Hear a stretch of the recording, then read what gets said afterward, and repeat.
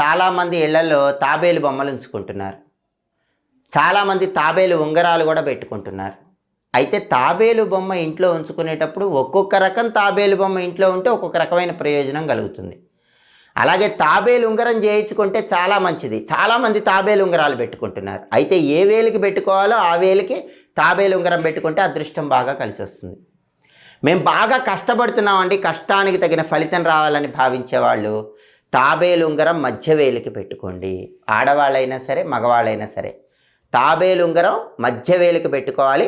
తాబేలు ముఖం అనేది బయటికి చూస్తూ ఉండాలి, మన వైపు చూస్తూ ఉండకూడదు. చాలామంది ఏంటంటే తాబేలు ముఖం మన వైపుకి చూసేటట్టు ఉంగరం పెట్టుకుంటూ ఉంటారు. తాబేలు ఉంగరం ఎప్పుడూ అలా పెట్టుకోకూడదు. తాబేలు ముఖం బయటికి చూస్తూ ఉండాలి. చేసే పనికి తగినటువంటి ఫలితం రావాలంటే మధ్య వేలికి తాబేలు ఉంగరం పెట్టుకోవాలి. అలాగే మా కెరీర్లో మంచి ప్రమోషన్ రావాలండి, మేము చేస్తున్న వృత్తిలో